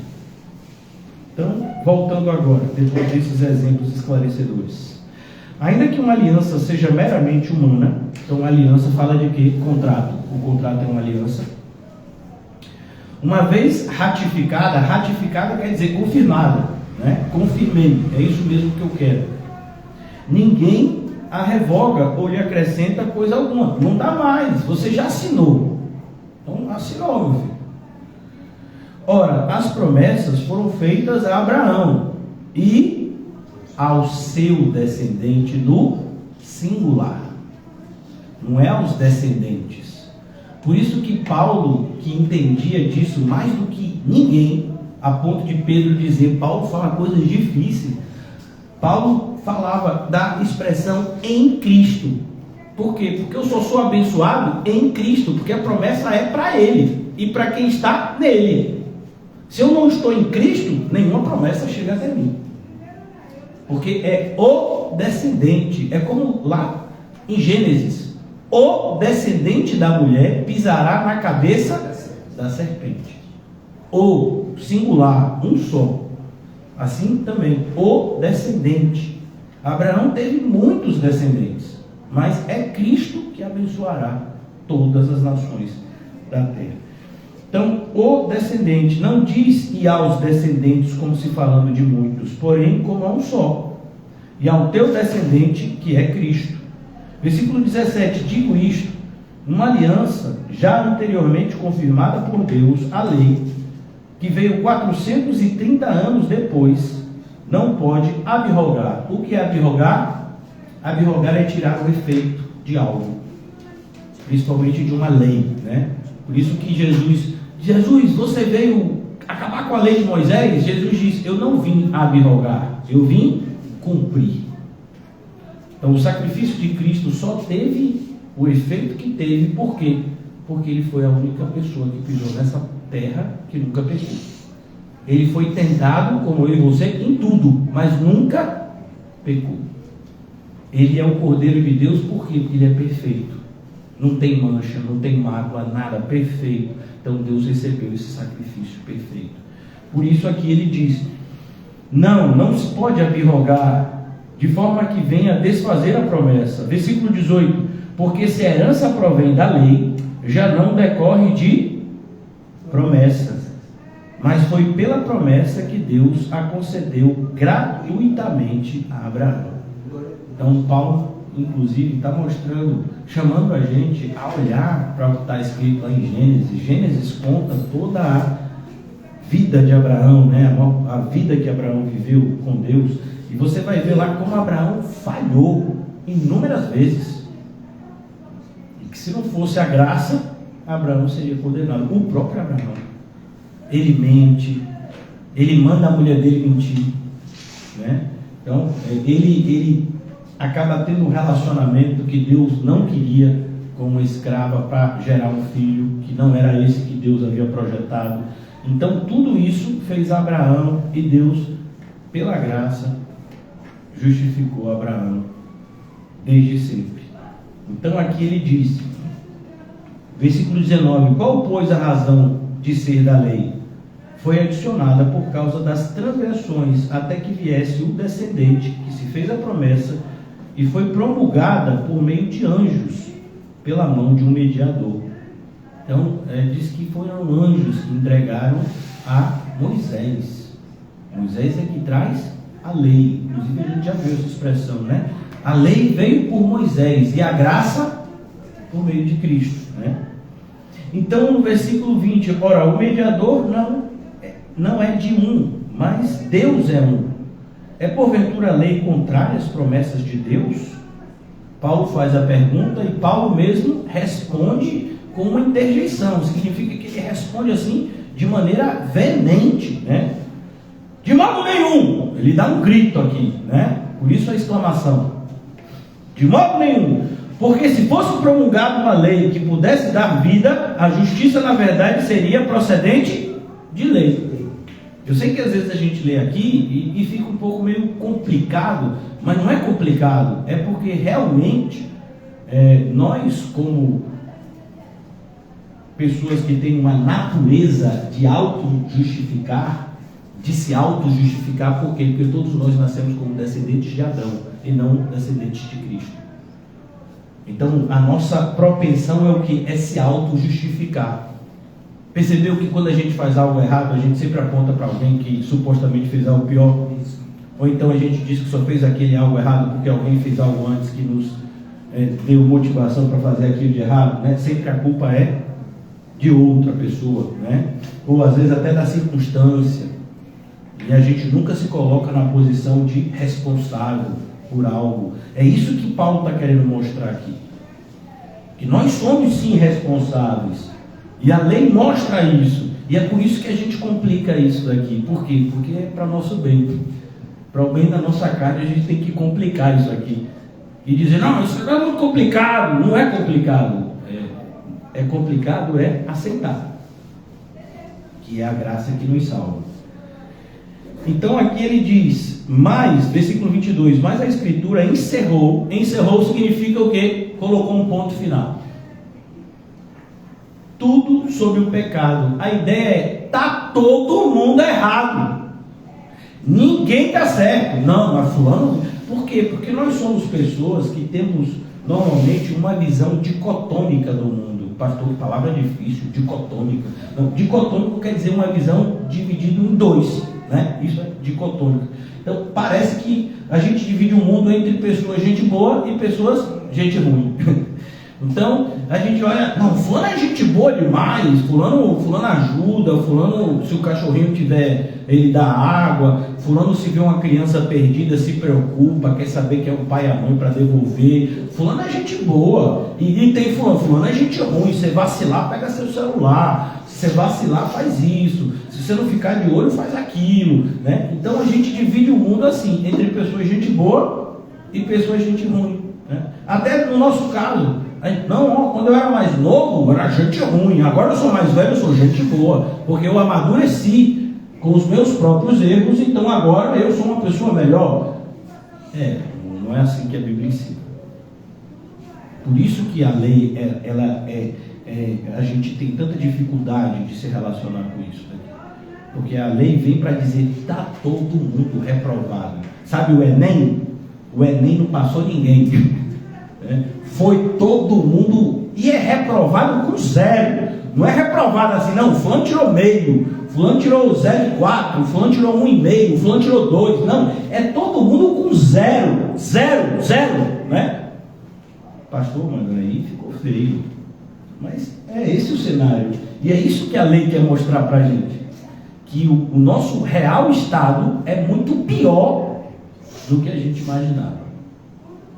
A gente chega na igreja achando a mesma coisa do jovem rico. Eu já faço quase tudo. Então, assim, Jesus, aperta uns 2 parafusos assim, que aí eu fico perfeito. Não, meu filho, quando a gente chega e Jesus dá uma olhada, ele diz, esse carro não presta para nada, leva lá para o ferro velho, porque precisa de um novo, uma nova criatura. Não tem como restaurar a antiga, né? Então aqui ele diz, você só consegue entender isso por meio da lei, senão não consegue entender. Mas a Escritura encerrou tudo sobre o pecado para que, mediante a fé em Jesus Cristo, fosse a promessa concedida aos que creem. Então não tem como uma pessoa falar, a graça me salvou, eu creio nisso. Pois eu quero ver. É como uma pessoa que diz assim, Paulo, eu quero que você assine aqui a escritura da sua casa, mas acredite que daqui a uma semana eu te dou o dinheiro. Mas me dê logo a escritura e tire todas as suas coisas daqui, já vá para um lugar bem longe, daqui a uma semana o Pix cai na sua conta, né? Creia nisso. Irmão, por favor, né? Então, é claro que você não vai fazer isso. Mas tem gente que faz, tem gente que diz, eu creio que eu sou salvo, mas vive como um condenado. Pastor, mas o senhor não disse que os salvos pecam? Mas tem uma grande diferença entre você pecar achando que não é nada demais e você se sentir mal com o pecado. Os salvos se sentem muito mal, mas não é mais ou menos mal. É aquele mal de você ter nojo de você e se incomodar com aquilo. Sabe, irmãos, eu não sei se somos mais higiênicos que são assim. Quando a gente vomita, aí às vezes fica com aquele gosto ruim na boca, a gente escova o dente às vezes 20 vezes, gargareja 50, né? Porque aquele gosto fica ruim na boca, e isso é se sentir mal com o pecado, você tem nojo do pecado, você não releva o pecado. Pois é, sabe como, né? Fez um monte de coisa errada hoje, mas Jesus morreu por isso, né? Uma pessoa que foi alcançada pela graça nunca diria algo assim. Diria o que Paulo disse: maldito, miserável homem que sou. Isso é alguém que recebeu a graça. Então ele se sente muito mal, mas é um sentir mal de pensar se matar. E não se mata por quê? Porque é muito pior se eu me matar. Se eu me matar, eu viro um Judas. E o que eu faço? Vou para os pés de Jesus. Então, é isso que é uma pessoa que recebeu a graça, não é o que a gente tem visto hoje no movimento evangélico. As pessoas falam: a graça me alcançou, o pecado, sabe, eu peco, eu sei que eu estou todo errado, mas sabe como é? Eu não sei como é. Porque se você sabe que está todo errado e continua fazendo as coisas que você sabe que está todo errado, que loucura é essa? Como você pode achar que vai ter um resultado diferente fazendo coisas iguais?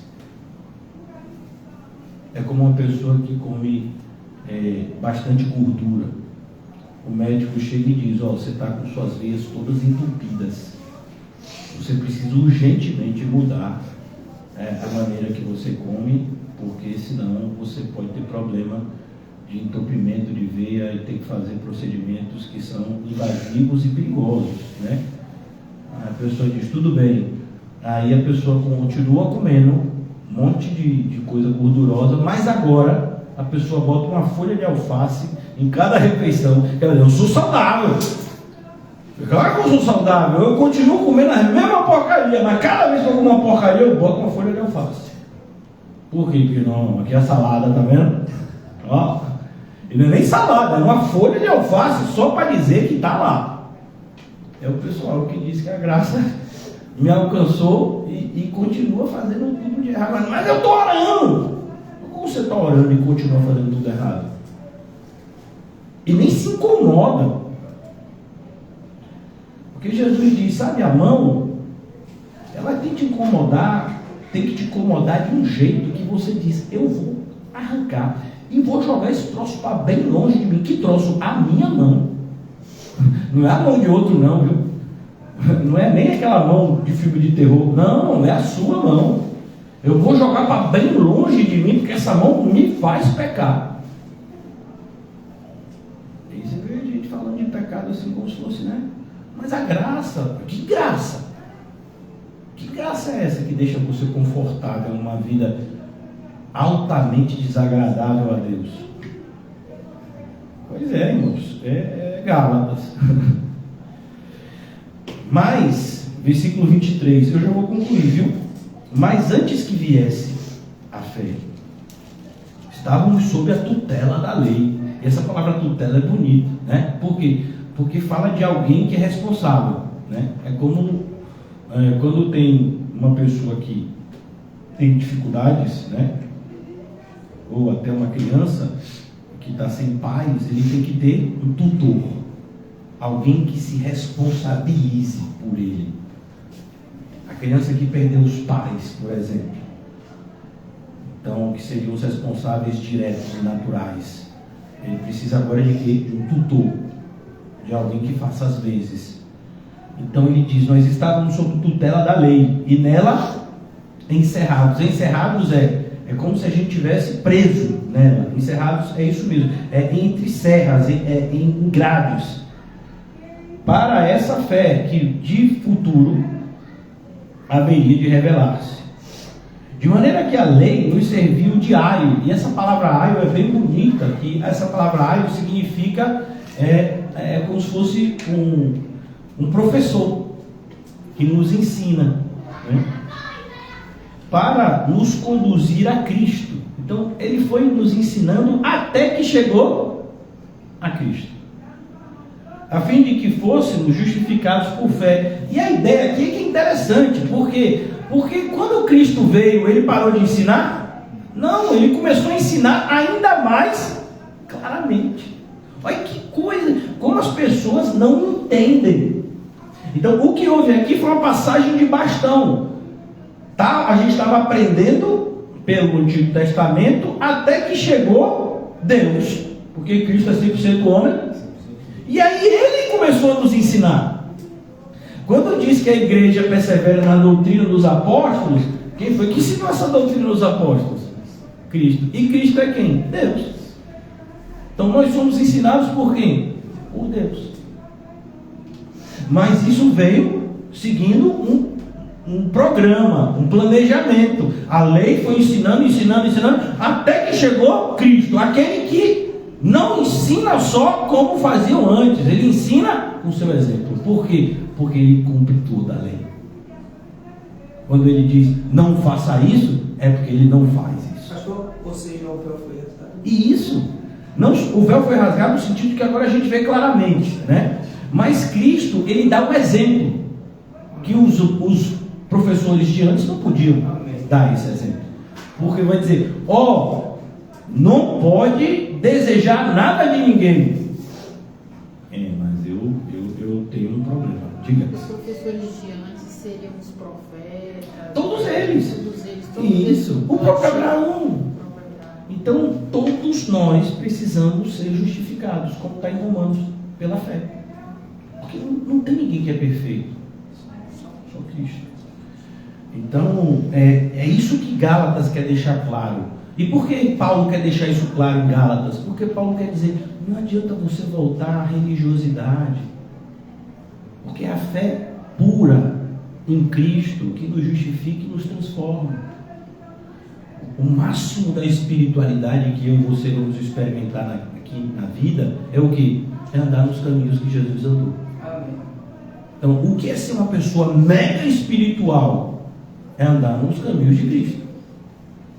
Então, espiritualidade não tem nada a ver com pirotecnia, flutuar, não. Espiritualidade significa aquele que diz estar em Cristo, necessariamente tem que andar como ele andou. Então, Jesus, ele vem nos ensinar não somente por meio de palavras, mas por meio do seu exemplo. Andar como ele andou. Por isso que ontem, quando a gente falou em Lucas, diz o quê? Tome a sua cruz e me siga.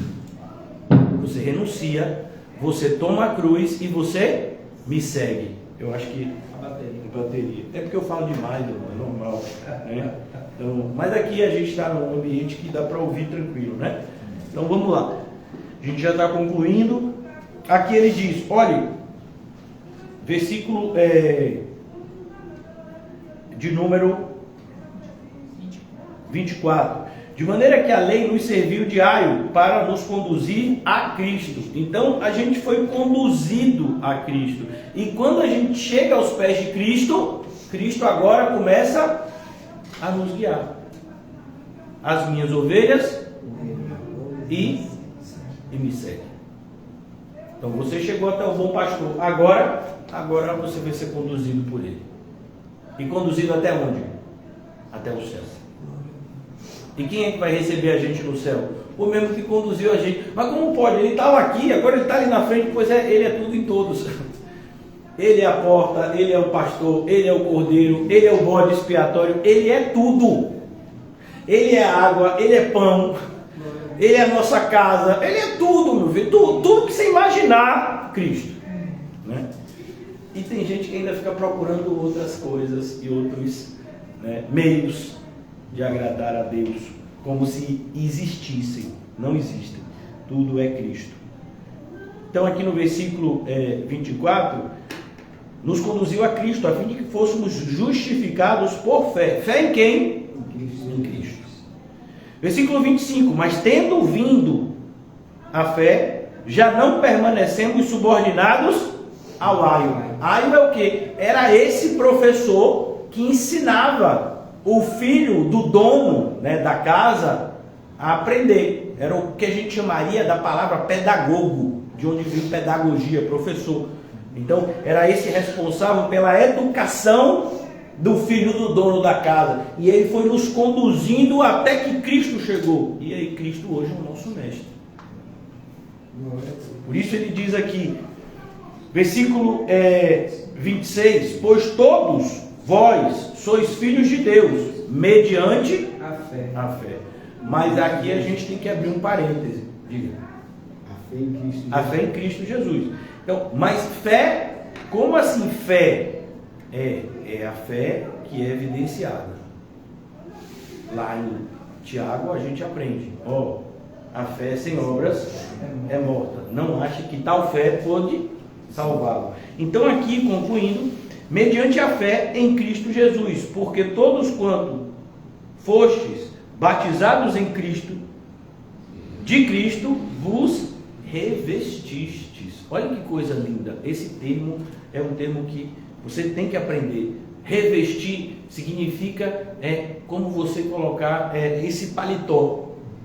Então, eu estou com uma blusa por baixo, né, uma camisa. Então eu boto o paletó por cima da blusa. Imagine que você está num lugar muito frio, né? E aí você tem que botar às vezes 3 casacos. Você já viu nesses filmes como uma pessoa às vezes vai para um lugar, esses lugares de neve, né? Você bota 3, 4 roupas, as pessoas ficam enormes. E é o que ali é roupa. É luva em cima de luva. Tem que botar sapato em cima de sapato. Por quê? Porque a temperatura é muito baixa. Então a ideia de se revestir significa literalmente entrar dentro de algo, ser coberto por algo, né? Então aqui Paulo está dizendo, você se revestiu de Cristo. E por que isso é tão relevante? Porque assim, a pessoa olhou para você, ela não vê mais você, ela vê Cristo em você. E esse é o problema. Se tem graça, cadê Cristo em você? Porque eu não posso ver Cristo em você. Onde é que está a graça? Não tem graça isso, né? Então, as pessoas hoje falam da graça, mas se esquecem desses termos. E aí, cadê? Você não está revestido de Cristo? Cadê Cristo? Eu estou vendo só você. Cadê Cristo em você? Então ele diz aqui, versículo 28, dessa arte não pode haver judeu nem grego. Então não tem separação. Não pode existir separação. Nem escravo, nem liberto, nem homem, nem mulher, porque todos vós sois um em Cristo Jesus. A ideia é que a graça nivela todo mundo, assim como o pecado fez. O pecado nivelou todo mundo como condenado, sem acepção de pessoas. O escravo era tão condenado quanto o seu senhor. O judeu era tão condenado quanto o grego, né? O homem era tão condenado quanto a mulher. Aí a graça também, ela vem e ela alcança todo mundo. Amém. Ela salva sem preconceito, sem distinção. Teve fé, é salvo. Aleluia. É por isso que a gente tem na Bíblia a carta a Filemon. Quem é Filemon? Filemon era um homem que tinha, naquela época a escravidão era uma realidade, e a escravidão não era como a que teve aqui no Brasil, mas era muito por conta de povos que eram dominados e coisas semelhantes. Tinha um escravo chamado Onésimo. Onésimo fugiu, se encontrou com Paulo em Roma e se converteu. Aí Paulo manda Onésimo de volta para Filemon, mas manda com a carta. Ele diz, Filemon, Onésimo é irmão, viu? Então você tem a carta, é bem pequenininha, e é linda de ver aquela carta, né? Mostrando isso, que nivela todo mundo. Mulher também, mulher salva pela graça. Antigamente, as mulheres, elas não faziam parte direta da aliança. Por quê? Porque a circuncisão era só para o homem. Então, não tinha algo assim que incluísse a mulher nesse processo. Hoje, por exemplo, quando a gente batiza só homem? Não, batiza homem, mulher. Por quê? Porque todos são alcançados pela graça. Indistintamente, ou seja, Deus não faz distinção de pessoas, Ele faz uma distinção de comportamentos. Então, quem são as minhas ovelhas? As que me ouvem, me obedecem. E Ele olha para um outro grupo e diz, vocês não são minhas ovelhas. Por quê? Porque não me obedecem. Então é isso que Paulo está dizendo aqui, já concluindo, irmãos. Ele diz, olha, versículo 28, todos sois vós, porque todos vós sois um em Cristo Jesus. E se sois de Cristo, Paulo agora está dizendo, cuidado, se você o se, irmãos, é uma partícula condicionante. Então, não é uma afirmação, é uma condição. Ou seja, uma dúvida. E isso, vamos ver. Então, fulano está vivo se o coração estiver batendo. Né? Então, se é isso. Eu não sei, eu vou ver se é isso ou não é. Sim, tá vendo? Se é isso ou não é. Né? Então, se sois de Cristo, por quê? Porque não é só falar que é de Cristo. Desde aquela época já estava tendo esse problema. As pessoas dizem, sou de Cristo. Mas e por que você está vivendo de uma forma totalmente diferente? Alheia. Como aqui no caso, né? Sou de Cristo, mas eu estou me transformando num judeu para ser um cristão melhor. Não. Se a gente é de Cristo. Você não precisa voltar para o judaísmo. Você não foi chamado sendo judeu, você foi chamado sendo o quê? Gentil. Então, seja gentil. Né? Então aqui ele diz, se sois de Cristo, também sois descendentes de Abraão e herdeiros segundo a promessa. Então, promessa. E, concluindo, eu quero, se vocês me permitirem, 5 minutos, concluir aqui nessa passagem do início do capítulo 4, por quê? Porque aqui fecha melhor o pensamento, tá certo? Digo, pois, que durante o tempo em que o herdeiro é menor, em nada difere de escravo. É como uma criança, irmãos. Uma criança quando está em casa, se bem que é difícil hoje a gente entender isso, porque os nossos costumes são bem equivocados, né? Você vê criança mandando no pai. Meu pai, traga a minha comida. Não, você vai comer o que tem aí. Mas eu não gosto dessa comida, problema seu, então não como. Na época de meu pai era assim, é isso que tem para comer, agradeça. Hoje não, eu não como. Deixa 2 dias sem comer. Não precisa nem isso. Menos que isso já está olhando para aquele alimento com um olhar tão bonito. Mas eu nunca vi cenoura da forma como eu estou vendo aqui, sabe? Que coisa bonita assim. Logo vi que Pernalonga gosta de cenoura. Porque cenoura é coisa boa. Fica um tempinho sem comer para você ver, né? É como alguns filmes que mostram náufragos. Eu já vi alguns desses filmes. Eu gosto de ver esses filmes que é para poder me dar um choque de realidade. Muitos desses filmes são baseados em fatos reais. Então, imagine que a gente está num bote salva-vida no meio do oceano. A gente, como cristão, a probabilidade disso acontecer é grande, viu? E não evangelizar em algum lugar. Então, estamos todo mundo no meio do oceano, já tem alguns dias sem alimento, acabou as provisões, tia Rita tinha providenciado, mas assim, acabou, biscoito, aquele negocinho mesmo do açaí, no primeiro dia foi tudo embora. O pessoal pensou que ia ser resgatado em poucas horas, já demorou alguns dias e nada. Aí o irmão Mateus teve uma ideia, irmão, vamos pescar? Vamos. Aí jogou um anzol e veio um peixe. Mas a gente não tem como cozinhar o peixe agora é sushi, meu filho. Né? Corta ali e vai cru. Né? Peixe cru, meu filho, fica 5 dias sem comer. Vê um peixe cru na sua frente, ele vai descer 10 milhões de vezes melhor do que o ensopado. Por quê? Porque é a necessidade, sabe? É como uma pessoa quando está com sede, meu filho. Ela olha para a água e ela bebe aquela água como se fosse a coisa mais saborosa do mundo. Por quê? Porque o corpo está precisando daquilo, né? Então, quando a gente olha para essa realidade aqui, não dá meio para entender, porque o nosso contexto hoje é aquilo, a multiplicação da maldade. Então, as crianças não agem mais muitas vezes como crianças. Parece que as crianças são as donas de casa e os pais, eles são os reféns, né? E é assustador essa realidade, mas em outro momento podemos conversar mais. Mas aqui a ideia é que o herdeiro menor, ele não difere do servo, né? Por quê? Porque ambos precisam ser ordenados, né? Então, você vai fazer isso, viu? E você vai fazer isso? Por exemplo, você chega para a criança e diz, você vai arrumar seu quarto. Eu não estou arrumando meu quarto. Por que eu vou arrumar meu quarto? Se de noite eu vou ter que dormir e desarrumar a cama de novo. Não tem por que arrumar o quarto. Não arrumar meu quarto. E parece que quando bate a pé, né? Fica com mais coragem, né? Aí vem um cinto. Já conheceram o cinto? Né? Não é de sinto muito não, é sinto mesmo, né? De repente, em frações de segundos, uma cama está arrumada.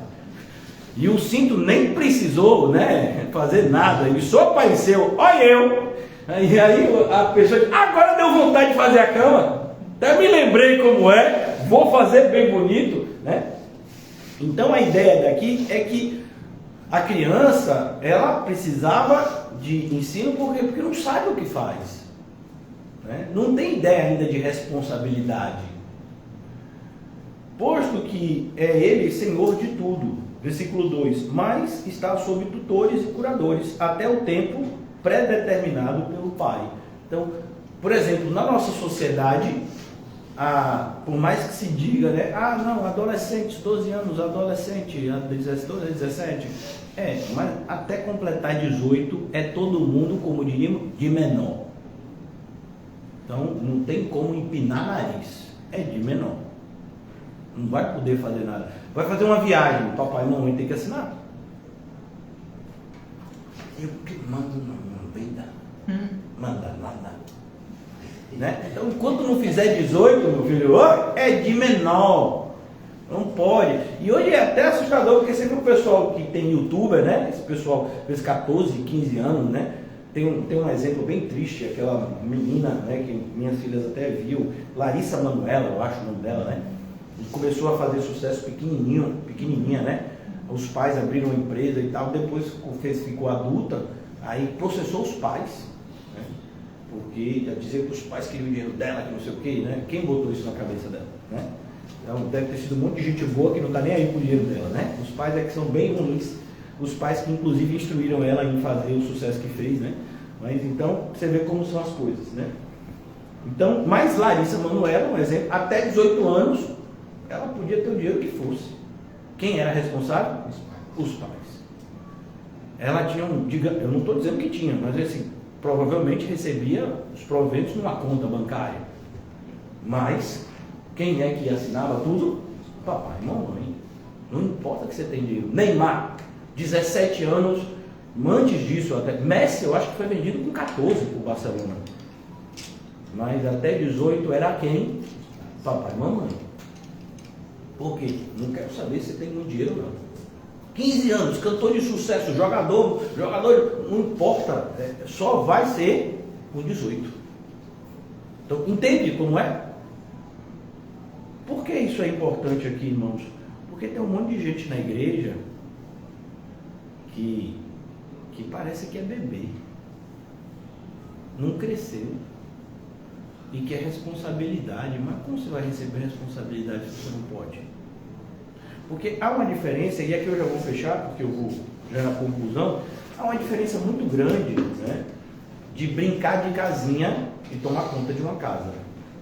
Minhas filhas, eu sempre procurei ser um pai presente, né, principalmente quando elas eram menores e gostavam da minha presença. Agora meio que eu sou chato, né? Mas quando elas eram mais novas, tinha um parquinho, e a gente ia para esse parquinho e elas gostavam de, papai, toma aqui o chá. E aí pegava umas folhinhas, né, e fazia, preparava como se fosse tinha um negócio de um fogãozinho de brinquedo, né, essas coisinhas. Mas é tão diferente brincar de casa e tomar conta de uma casa. Quando você brinca de casa, tem conta de luz para pagar? Se esquecer de desligar o forno, toca fogo na casa? Se você beber algo venenoso, morre? Não, você está brincando, né? Então, parece que tem muita gente na igreja que acha que está brincando de igreja. Eu estou brincando de ser crente. E como é que você vê isso? Porque brincadeira de criança é assim. Tem uma hora que enjoa, né? Criança brinca de uma coisa, daqui a pouco, vamos brincar de outra coisa? Não é assim? Pois é, tem gente que fez isso com a igreja. Brincou. Agora eu quero brincar de ser do mundo. Quem sabe daqui a pouco eu quero brincar de ser igreja de novo. Não dá, irmãos. Como você vai dar responsabilidade para uma criança? Para uma pessoa que demonstra claramente que não está fazendo escolhas corretas. Então, o que Paulo está mostrando aqui é isso. Olha, a criança e o escravo. E por que isso é importante? Eu nem sei se a pessoa é salva. É isso que eu quero mostrar para vocês. Porque assim, se for salva, está se comportando como criança. Mas pode ser que nem seja. Porque não tem a diferença entre o escravo e a criança. As duas não têm responsabilidade. Então é preciso que a gente entenda que se somos cristãos, uma das evidências é o crescimento espiritual. Tudo que está vivo, cresce. Se está vivo, está em crescimento. Então, a gente tem que se cobrar nesse sentido. E a carta aos Gálatas é um puxar de orelha. Vem cá, cadê vocês? Eu já evangelizei, passei aí, era para vocês estarem já, né? E vocês estão assim, vocês retrocederam? Como assim? É como, por exemplo, você já viu algum caso assim? Eu nunca vi. Você vê uma criança e ela tá assim, sei lá, 1,60 m. Aí, um ano depois, você chega e ela tá com 50. Não. No máximo, ela tá na mesma altura. Provavelmente, aumentou, né? Porque na adolescência, parece que o povo é esticado, né? Então, meu filho mesmo começou esse ano mais baixo que eu. Tá terminando o ano mais alto que eu. Não é muito difícil, né? Porque eu sou alto. Mas assim, ele só tem 16. Eu disse, papai, ele podia esperar um pouco. E graças a Deus ele não se incomoda que eu chamo ele, né? Assim, carinhosamente. Então, se você está vivo espiritualmente, mostre que você está vivo espiritualmente. Paulo está falando desse sentido.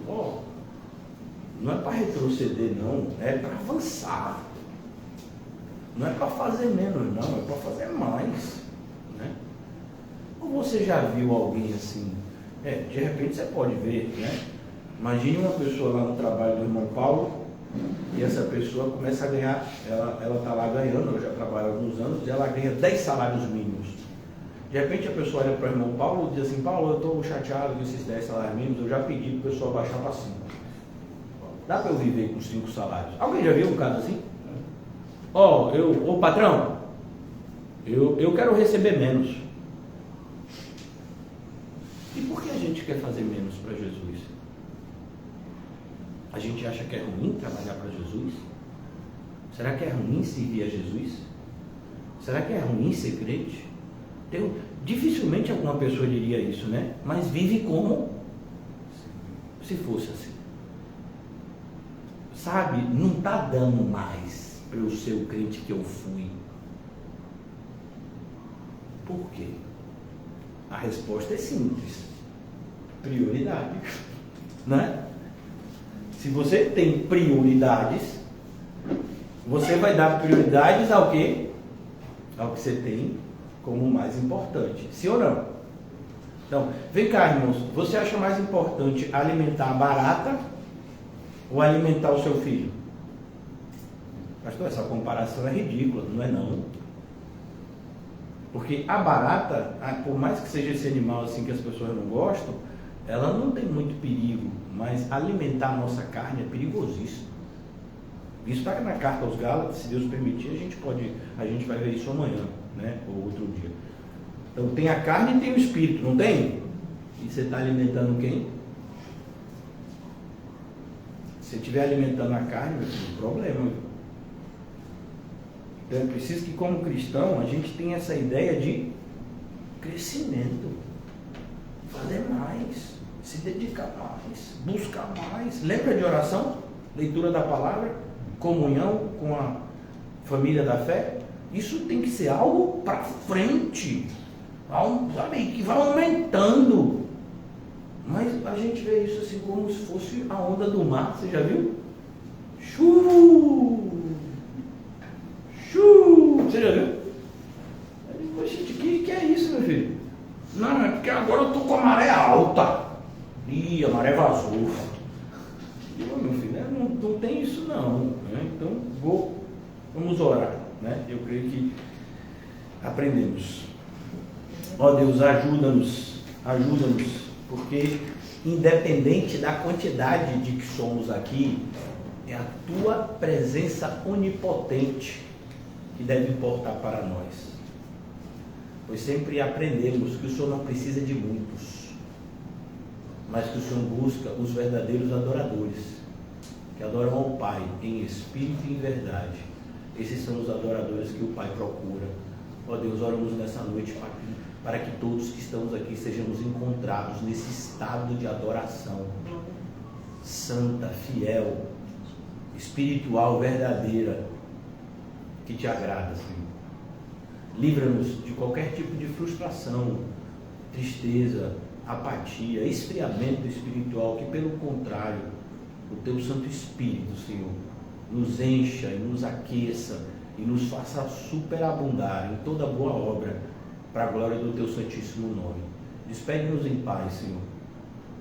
Ajuda-nos a viver uma vida que fique claro, cada vez mais claro, que o Senhor está em nós e que nós vivemos em Ti e para Ti.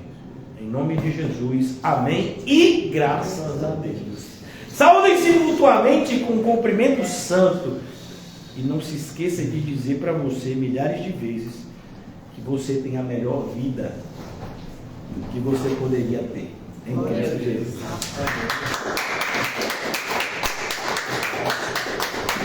Esse culto novo assim me empolguei, viu?